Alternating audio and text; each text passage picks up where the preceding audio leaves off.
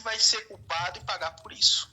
É verdade, lembrando que a gente está acompanhando esse caso de perto desde o começo, mas muito se engana quem pensa que ele acaba por aí, gente. O Alexandre Correia, ele reagiu a essa notícia a respeito da falsificação das assinaturas, Quem diria, né? né? Quem diria? Quem Ele que diria? não perde oportunidade.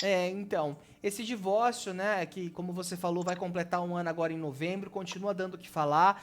Então, depois dessa perícia que constatou que a Ana Hickman teve as assinaturas falsificadas nessa movimentação, que resultou um empréstimo em quase 700 mil reais, o Alexandre Correia resolveu falar, né? Ele não tem papas na língua ali, ele resolveu, acusou, na verdade, aí a Ana Hickman de tentar destruí-lo, abre aspas. A assessoria da Ana Hickman opera na destruição da minha imagem há 11 meses, então não vou comentar nenhuma situação que venha daquele bando de criancinhas. Ainda estou no aguardo de algumas respostas, disse aí o Alexandre Correia em entrevista à coluna da Fábio Oliveira do Metrópole. E ele continua, abre aspas, Ana Hickman criou 2 empresas laranjas e usou a conta da irmã, a Isabel Hickman, para desviar recursos da rede Record. Ana Hickman cometeu fraude patrimonial ao escoar dinheiro para sua irmã Fernanda Hickman, comentou aí, na verdade, o Alexandre Correia, que continua. Então, nós estamos tratando de fraude patrimonial, fraude contra credor, falsa acusação, falsa comunicação de crime e denúncia caluniosa. Disse ali o Alexandre e, segundo a nota, né, ele não estava tentando em nenhum momento esconder essa irritação dele. E ele segue, abre aspas, é quase um ano no meio desse tiroteio e eu estou exausto, de saco cheio, e a assessoria da Ana semeia esse ódio contra mim. Importante reforçar, como a gente trouxe, uma perícia grafotécnica que foi solicitada pelo Tribunal de Justiça de São Paulo comprovou que as assinaturas da Ana Hickman, contidas em um documento, um contrato, na verdade, com o Banco Itaú, são falsas, segundo ali dados também levantados pela revista Quem, esse falsário aí responsável pelas assinaturas, que a gente ainda não sabe quem é o responsável, se é o Alexandre ou não, solicitou esse empréstimo no valor de 652 mil reais ao Bradesco, não é? Agora, me admira muito o Alexandre falar, Ítalo, a respeito da Ana Hickman ter desviado fundos da Rede Record.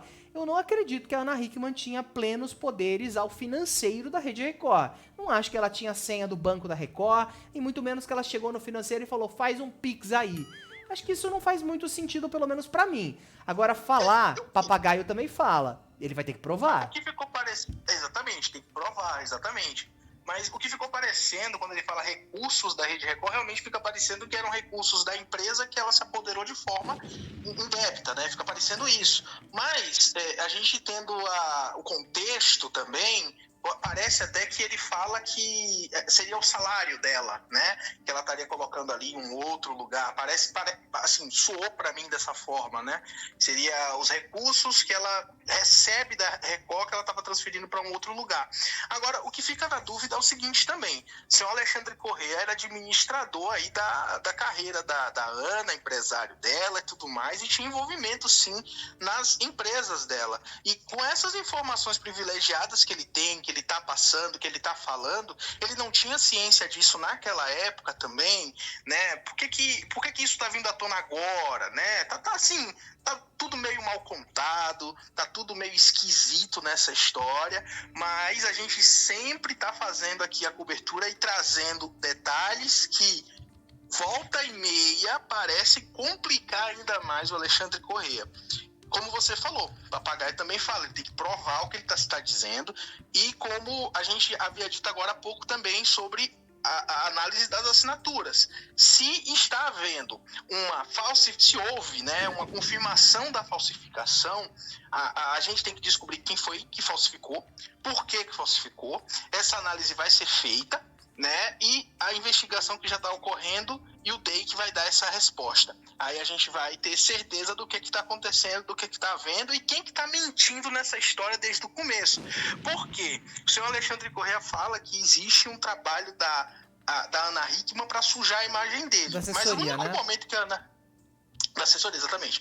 Só que assim, desde o primeiro momento, né, que a gente viu aí toda essa polêmica, essa situação, acusação de agressão e tudo mais, a Ana Hickman só veio a público falar sobre esse caso uma vez, né? Tem todos os questionamentos feitos à assessoria dela, porque o Alexandre Corrêa não para de falar sobre esse caso.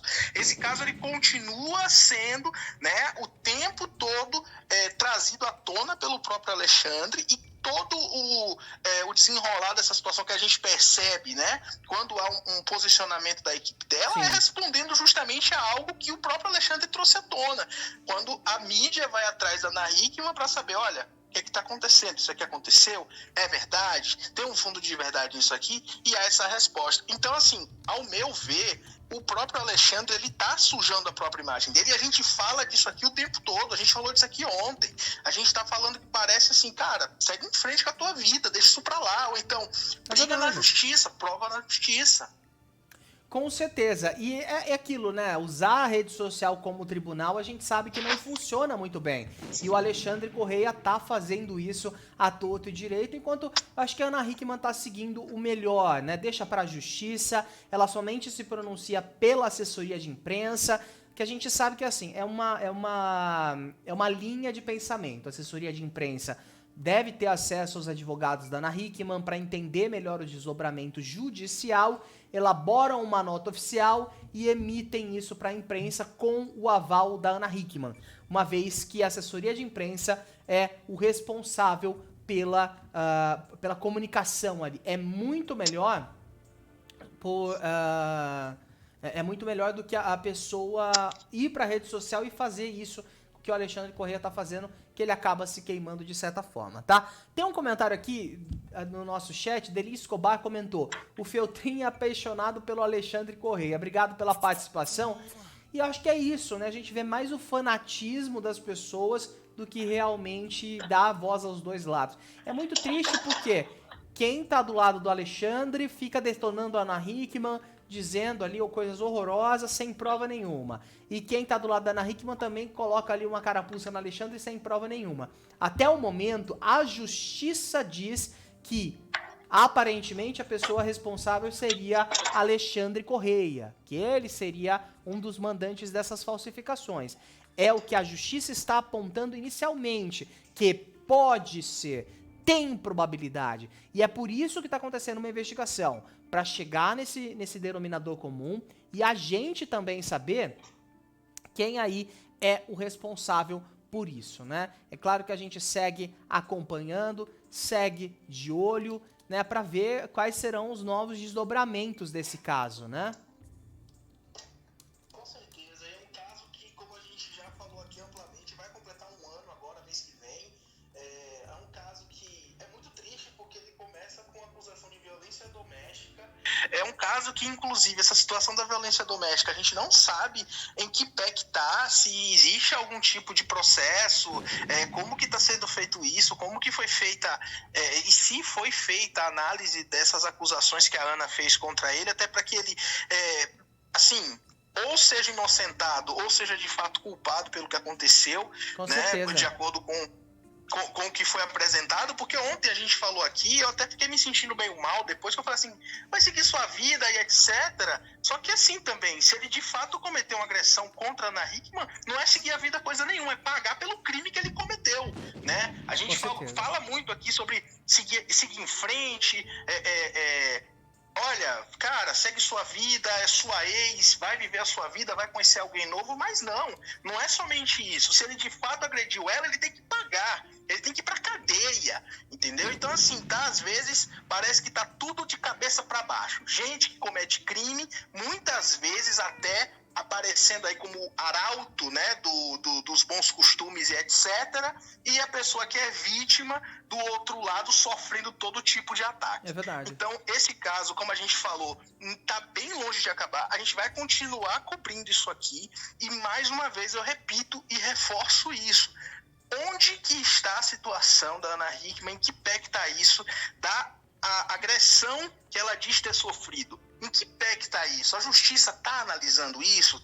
Houve investigação? Houve algum tipo de decisão já? Porque, mais uma vez, um ano de que esse caso se iniciou, né? E a gente não vê falar sobre culpabilizar a pessoa que supostamente teria cometido essa agressão contra a Ana Hickman, né? Essa agressão que deixou marcas nela, marca roxa do braço, que ela mostrou ao vivo na televisão, mesmo que ela não tenha mostrado para se fazer de vítima, mas a gente percebeu que sim, estava machucado o braço dela, e também toda aquela situação que a própria Ana chegou a mostrar em um palco, né, durante uma palestra. Verdade. Então tem toda essa situação em volta disso, mas é aquilo, né? É muito mais fácil ficar cantando aí de galo, falando um monte de coisa para chamar atenção para um outro lado, inclusive até para um lado político, do que realmente encarar as acusações e provar que de fato não foi feito ou que foi feito. Mas é aquilo.